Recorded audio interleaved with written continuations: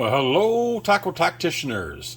I'm going to show you on this little episode what we call mid coat. On a previous video on our production of custom painting on spinnerbaits, we actually prime them, and what we do normally before I put any other colors on there, like my scale patterns, what have you, I do a mid coat. The reason why I do a mid coat is whenever I put my stencil down, whether it's the ribbon or a mesh or even a stick-on, or even a plastic that you just held up, a stencil, it can sometimes scratch off paint.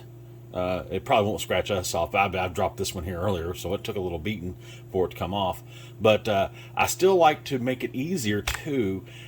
One, I can protect it, and then two, if I put my pattern on and I don't like it, if it comes out too muddy or blotchy or doesn't come out quite, it's too bright, whatever. I can actually take white, a little water, and maybe a little alcohol, rubbing alcohol, wipe it off, and start all over again. So, and you can do this between different colors and layers and what have you. One, it builds you up that depth.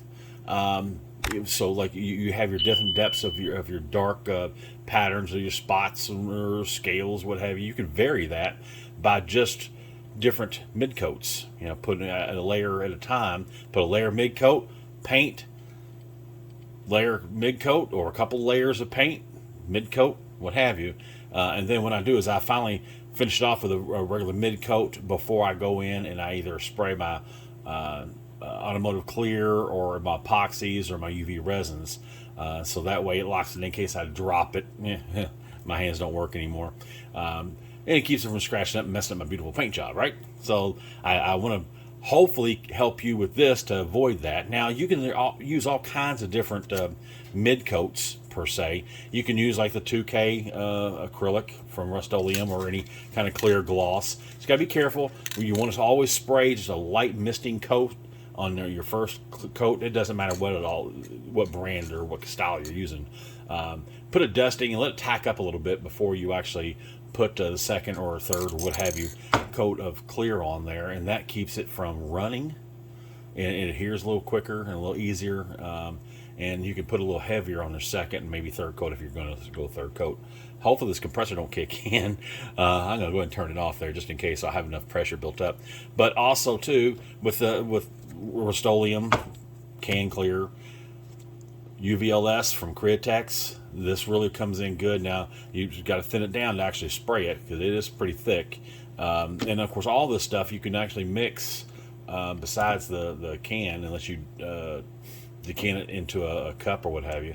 But you can mix your mica powders or your even some paints to make a candy type paint or your glitters. So you can actually mix all that stuff. But what I found is the most economical. Now, before I actually do my final clear, I always put the UVLS on there, so that will actually protect it from the UVs and tarnishing or turning the colors, fading and what have you. But what I use 99.9% of the time for mid coats, you see it, floor gloss. Now Pledge, I used to use Pledge all the time. I love it. It's clear and it's actually just an acrylic. It says on the, it's hard to say, but in the ingredients, it's just an acrylic base. Love it. Johnson quit making it, so it has gotten expensive. I've seen bottles on eBay for over $100, which is ridiculous. That this was $8-9 back in just a couple years ago. So digging around, I found Quick Shine. It's a floor finish also. It's bright and clear. It doesn't look clear. You can see the difference. It's milky compared to the the Pledge, but it actually dries quick, like these all do. It dries very fast, and it actually dries clear. So you can actually see where it's going on. Now it's got a little bit more ingredients than just a really acrylic, but it works the same. And I think this 64-ounce bottle, I got it at Walmart for less than $12. So 64 ounces, you're shooting it through an airbrush, you get a lot of your money's worth out of that. So that's what we're going to do here, and that's what I wanted to show you is how I put my little mid coat to protect my base coat or my primer coat before I put my patterns on there. You can even just regular your base coats, put your quick shine or your mid coat on there, and put your regular coats on there, and then your patterns, whatever system you have and how you do things. So hopefully this airbrush is not clogged up on me, because I did not clean that real good after our class last night. But this is my Badger 360. I'll tell you the features on that here in a minute. I love this thing. It's one of my first ones I ever bought, and you can actually use the jars with this too. So that way you can fill up a jar like I've got over here. Let me grab this, and I can fill it up, keep it capped, whatever. I could, whenever I'm doing a large run, stick it on there, boom, and I'm going to town. And I also have a Pache H that I use a lot of times too. But let's see, we'll make sure. All right, it's kind of hard to see, it goes on that white, but then we do the same thing. You just go right on down the line, and you can see, actually, I figured it looked real milky on the black, or against the black, but it doesn't, not at all. And I've got my aluminum down here to keep any kind of dripping or whatever down, just to protect my paper, right? These are actually floor mats from Kia. Buddy of mine gave me several cases of them, so they work out really good. So if you ever stop by a dealership or an auto parts or an oil change company or whatever, you can ask them. A lot of times they might give you a box or two, or just sell them to you, and they're inexpensive. All right, so I got that one side done, and just like in the previous video, I did not flip them. I'm going to flip these over here, and hopefully I don't knock them off. It's pretty sturdy on that magnet. So, and then we set it right down there, and make sure it's above, so you're not getting a hold of all that. And we'll put a little bit more of the quick shine in there. Always close your bottles when you get done using it. Why do I know? Yeah, I spilled quite a few. So, and hopefully you can actually see. Let me try to zoom in here if I don't mess everything up. And so you can actually see it kind of going on.